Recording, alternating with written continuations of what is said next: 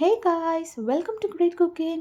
இன்னைக்கு பார்க்க போகிற recipe super duper 5 minutes recipe French omelette. Let's do it. ஒரு பவுல் எடுத்துகிட்டு 1 டீஸ்பூன் அளவுக்கு பட்டர் சேர்த்துக்கோங்க.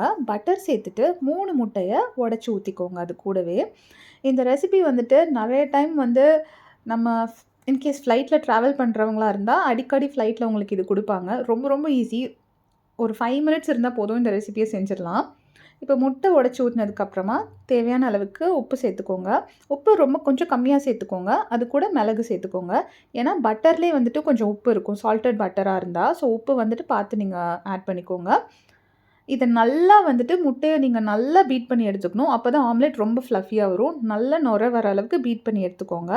அதுக்கப்புறம் அடுப்பை பற்ற வச்சு கடாய் வச்சு திருப்பி 1 டீஸ்பூன் அளவுக்கு பட்டர் சேர்த்துக்கோங்க. பட்டர் லைட்டாக மெல்ட் ஆனதுக்கு அப்புறமா நம்ம உடச்சி மிக்ஸ் பண்ணி பீட் பண்ணி வச்சுருந்தா அந்த முட்டையை இதில் சேர்த்துக்கோங்க. அடுப்பு இந்த டைமில் நீங்கள் லோ டு மீடியம் ஃப்ளேமில் தான் வைக்கணும். ஹை ஃப்ளேமில் வைக்காதீங்க. அப்போனா உங்களால் அந்த ஆம்லெட் ரொம்ப ஃப்ளஃபியாக வராது, சாஃப்டாகவும் வராது, ஃபோல்டபுளாக இருக்கணும்.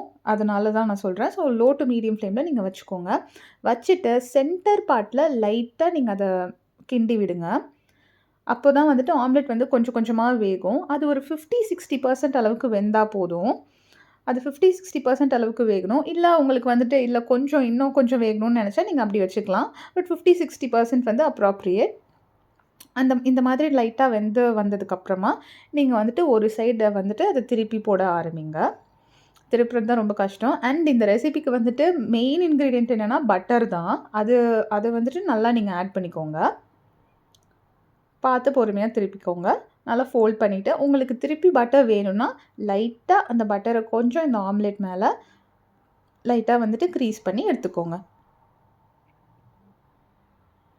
இது கூட நீங்கள் ஒரே ஒரு tumbler juice, any sort of juices, நீங்கள் இந்த ஆம்லெட் இந்த ஜூஸ் குடிச்சிங்கன்னா உங்கள் breakfast super duper easy, delicious, healthy, protein rich breakfast ready. இப்போ கட் பண்ணி காமிக்கிறேன் பாருங்கள். உள்ளே எவ்வளோ ஃப்ளஃபியாக வந்திருக்கு, செஞ்சு பாருங்கள்.